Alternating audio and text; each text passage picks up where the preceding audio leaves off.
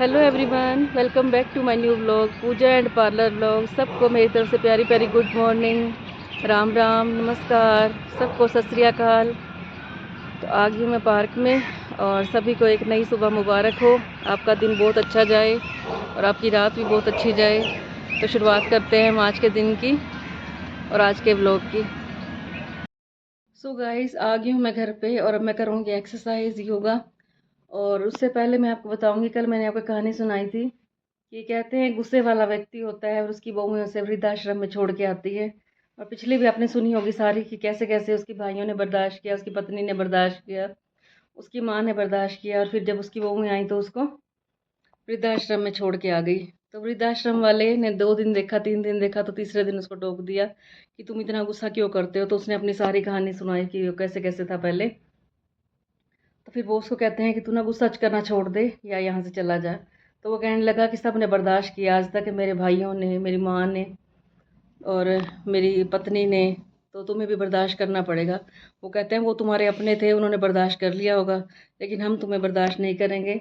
या तो तुम गुस्सा छोड़ दो, यहाँ से चले जाओ। तो वो गुस्सा करना नहीं छोड़ता। वो थोड़े दिन देखते हैं और फिर वो उसको किसी साधु महात्मा के पास छोड़ाते हैं। तो वो गुस्से वाला व्यक्ति जब साधु महात्मा के पास जाता है तो वहाँ जाके वो बहुत गुस्सा करता है। तो साधु जी ने कहा, क्या तुम शुरू से ही इतना गुस्सा करते हो? तो उसने कहा, हाँ जी, अब तो ये मेरी आदत हो गई है, मेरे संस्कारों में गुस्सा भर गया है। तो उसने कहा कि अगर मेरी माँ शुरू से मेरे को रोक देती, मैं गुस्सा मत किया कर, तो आज मेरी ये हालत नहीं होनी थी। ना मेरी पत्नी परेशान होती, ना मेरे बच्चे परेशान होते, और ना ये वृद्धाश्रम वाले परेशान होते, और ना मेरी बहू मेरे को वहाँ पे छोड़ के आती। तो वो कहने लगे, भाई इसका इलाज मैं तुम्हें बताता हूँ, तुम्हें गुस्सा छोड़ना ही पड़ेगा अगर तुमने परम गति को प्राप्त होना है। तो उन्होंने कहा कि तुम सुबह सुबह मौन की प्रैक्टिस करो। जितना तुम मौन में जाओगे तुम्हारा गुस्सा शांत होता जाएगा और भक्ति को प्राप्त होगे। और जैसे जैसे हम भक्ति को प्राप्त होते हैं, हमारे अंदर जितने विकार होते हैं, लालच का, मोह का, जितने भी होते हैं, गुस्से का, काम, क्रोध, लोभ, मोह, अहंकार, सब छूट जाते हैं। ये परमात्मा की भक्ति की पहचान होती है। कहते हैं अगर तुमने देखना हो कि हमारे अंदर भक्ति आ गई है, तो तुम्हें खुद फीलिंग हो जाएगी, तुम्हें किसी चीज़ का लालच नहीं रहेगा। कोई तुम्हें जो मर्जी कहे तुम परवाह नहीं करोगे इस बात की। तो सारी फीलिंग ख़त्म हो जाती है इंसान के अंदर। तो उसने कहा ठीक है। उसने प्रैक्टिस की 15 दिन के लिए, मौन में गया सुबह। वो 1-1 घंटा मेडिटेशन करने लगा, परमात्मा की भक्ति में रहने लगा और उसका गुस्सा शांत हो गया। तो साधु जी बहुत खुश हो गए, कहने लगे शुक्र है भाई तेरा गुस्सा चला गया। फिर वो पहले वृद्धाश्रम में छोड़ने गए उसको। तो वो वृद्धाश्रम में गया तो उन्होंने कहा अब तो ये बिल्कुल साधु बन के आया आपके साथ रह के, ये इसको तो अब परिवार में जाना चाहिए। तो वो फिर से अपने परिवार में पहुंच गया। और जैसे ही वो घर में गया तो घर का माहौल चेंज हो गया। तो हमारे हाथ में है कि हम घर को स्वर्ग बना लें या गुस्सा करके घर को नरक बना लें। कहते हैं एक मछली पूरे तालाब को गंदा कर देती है। ऐसे ही अगर घर में पूरा अच्छा माहौल, वातावरण बहुत अच्छा है, स्वर्ग का वातावरण बना हुआ है, और एक इंसान क्रोध करेगा तो पूरा घर नरक बन जाता है। तो जितना हो सके हमें घर में प्यार से रहना चाहिए। इस कहानी से हमें यही शिक्षा मिलती है कि अगर हम क्रोध करेंगे तो हम किसी को भी अच्छे नहीं लगेंगे, और हम प्यारे बनेंगे सबके, और शांत रहेंगे तो हम सबके प्यारे बने रहेंगे। कहते हैं ना कि जो क्रोधी व्यक्ति होता है वो दूसरों को तो परेशान करता ही करता है, खुद को भी जलाता है। तो जितना हो सके हमें गुस्से को छोड़ना है, शांत रहना है, परमात्मा की भक्ति करनी है। ये रेडी जा रही है अपना सारा सामान उठा के, और चाबी चुबी सब संभाल लियो, ये ना हो मेरे को पीछे से आवाज़ मारनी पड़े। और ये लेके आई थी मैं, देखो, नीम के दातुन। और आज हमने चाय नहीं पी क्योंकि रोज़ खुशी को चाय दूंगी तो इसको आदत पड़ जाएगी। क्या भूल गई थी? चप्पल? पता था मेरे को, तेरी रग रग से वाकिफ़ हूँ मैं, रोज़ चप्पल भूल जाती है। और फिर से खुशी की डाइटिंग स्टार्ट हो चुकी है। कितने से कितने बजे वाली? अभी तो 16 घंटे की। 36 आवर की बेवकूफ।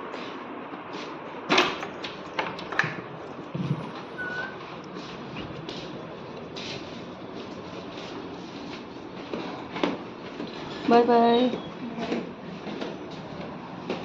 और आप भी ले लो तुलसी मैया की धूप, कर लो दर्शन।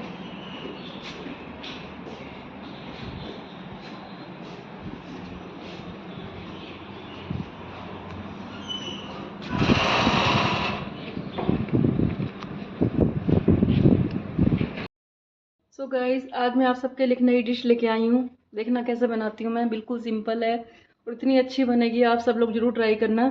ये पहले मैंने 4-5 दिन पहले बनाई थी, पहले मैं खुद ट्राई लेती हूँ फिर आप सबको बोलती हूँ, तो ज़रूर आप बनाना। इसके लिए मैंने कढ़ाई रख ली और आपको दिखाती हूँ मैं। कढ़ाई गर्म कर ली है मैंने। अब इसके अंदर डालूँगी मैं चीनी, और यहाँ निकाला है मैंने दूध, और ये निकाला है मैंने कस्टर्ड का पाउडर, और ये लिए मैंने ब्रेड। कढ़ाई में चीनी डाली है मैंने और 2 मिनट के लिए रोस्ट करेंगे इसको, हम स्लो पे करेंगे बिल्कुल, और इसको हिलाते रहेंगे। और कई लोग मेरे को कहते हैं कि आप रेशो नहीं बताते कितना सामान डालना है, तो मैं आइडिया से ही बनाती हूँ हर चीज़। और मैंने आज तक टेस्ट भी नहीं की। जब भी मैं कोई चीज़ बनाती हूँ मैं कभी टेस्ट नहीं करती, चाहे हमारे घर में गेस्ट आए हों, चाहे अपने लिए थोड़ा बनाना हो चाहे ज़्यादा बनाना हो, मैं हमेशा बिना टेस्ट किए बनाती हूँ। ठीक है, तो अब हमारी चीनी रोस्ट हो गई है। अब इसके ऊपर हम डालेंगे दूध।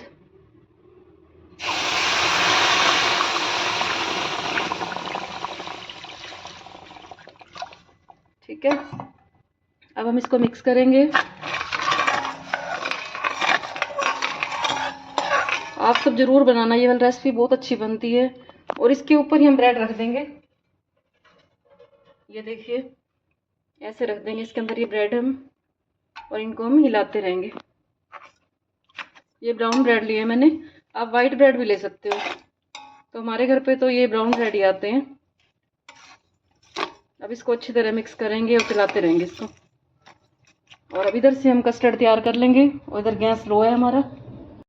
ये ले लिया मैंने दूध, और फ्रिज में से निकाला था दूध मैंने। कभी भी कस्टर्ड गर्म दूध में नहीं घोलना चाहिए, क्योंकि कस्टर्ड की गुठलियाँ बन जाएंगी। अब इसके अंदर डाल रही हूँ मैं कस्टर्ड, और चम्मच से अच्छी तरह मिक्स कर लेंगे। और इधर से इसको भी हिलाते रहेंगे।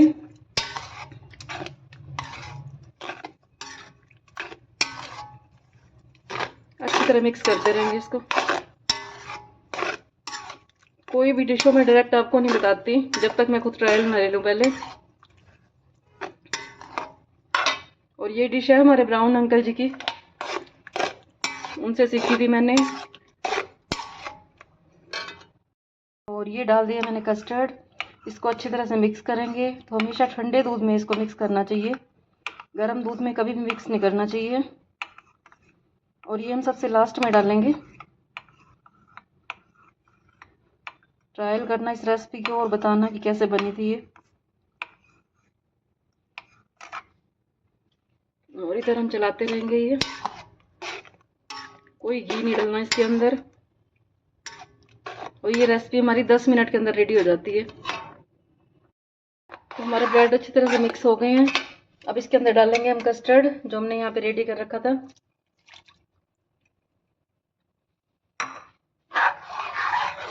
इसको अच्छी तरह से मिक्स करेंगे, बस इसको स्लो गैस पे मिलाते रहेंगे।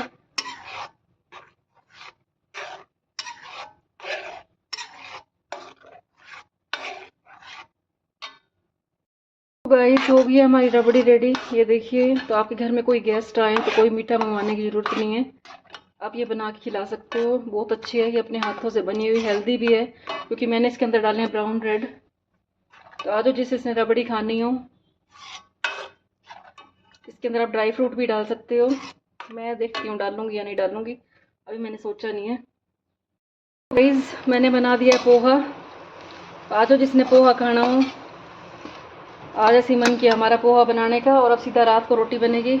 और इधर बैठी है मेरी सिमरन बेटी, ये देखो, ये है हमारी असली देवियाँ। मैं वही कहती हूँ कि नवरात्रों में तो लोग कन्याओं को पूजते हैं, इन देवियों की हमें करनी चाहिए पूजा। तो आंटी ने मेरे लिए पोहा बनाया और इतना टेस्टी है। पहले मुझे रबड़ी खिलाई, वो भी बहुत टेस्टी थी। और मैं इसको बोलती हूँ मेरे को आंटी मत बुलाया कर, तू मम्मी बुला सकती है। मैं हर बेटी को अपनी बेटी ऐसे समझती हूँ, कोई भी लड़की हो मैं सोचती हूँ कि वो मेरी बेटी है, मेरे लिए जैसे मेरी खुशी और वैसे ही है।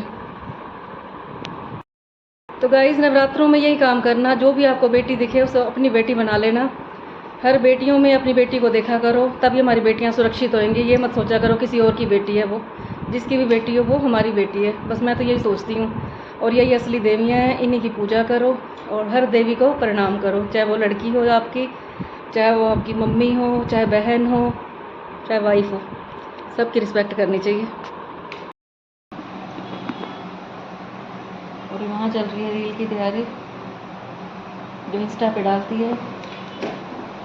और खुशी की इंस्टा आईडी है खुशी। लाइट का इफेक्ट देखना। सुन लो सारे ध्यान से, खुशी.makeover7। जिसने फॉलो करना हो कर लो। इंस्टा आईडी है खुशी.makeover7 और गूगल पे भी है खुशी मेकओवर एंड एकेडमी। ये पूरा एड्रेस लिखा हुआ है देखो।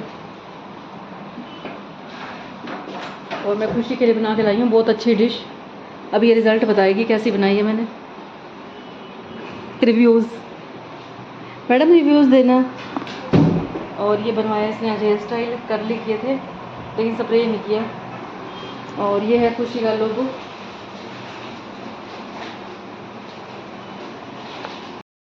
सो गाइस, आ गए हम घर पे और अब टाइम है व्लॉग के एंड करने का। और वो रही खुशी। और सबसे पहले तो मैं आप सबको बहुत बहुत धन्यवाद करती हूँ कि आप सबके प्यार की वजह से मेरे आज 1 के सब्सक्राइबर पूरे हो गए हैं।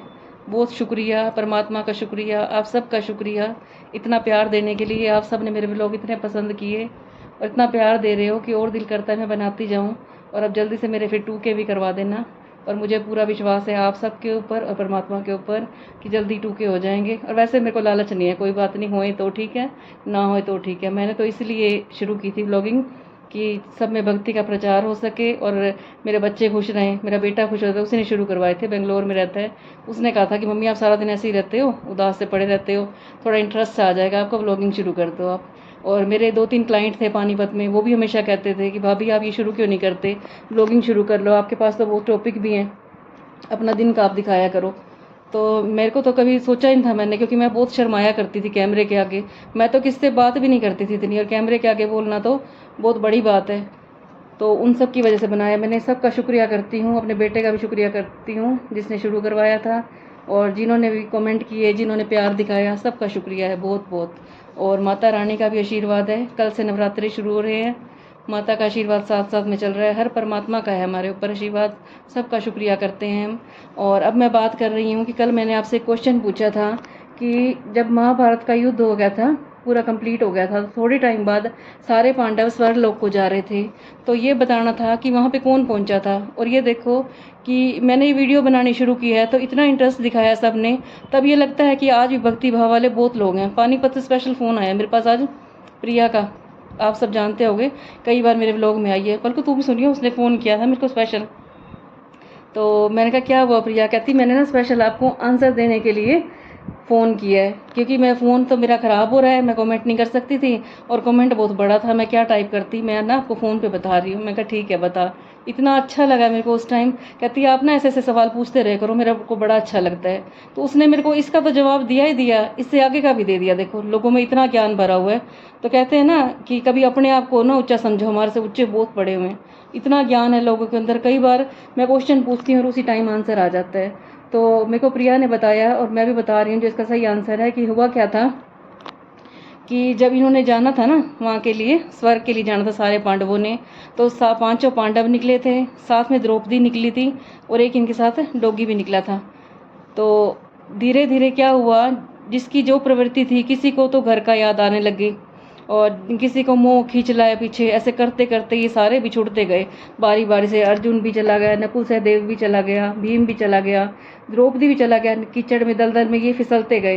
किसी को पीछे मोह ने खींच लिया, किसी को लालच ने खींच लिया, क्योंकि है तो इंसान में लालच बड़ी मुश्किल से जाता है। लेकिन एक धर्मराज युधिष्ठिर था जिसका धर्म साथ में ही चलता रहा, उसको जितना मर्जी किसी ने खींचा उसने पीछे मुड़ के नहीं देखा और वो आगे चलता रहा, तब भी तो उनका नाम धर्मराज युधिष्ठिर था।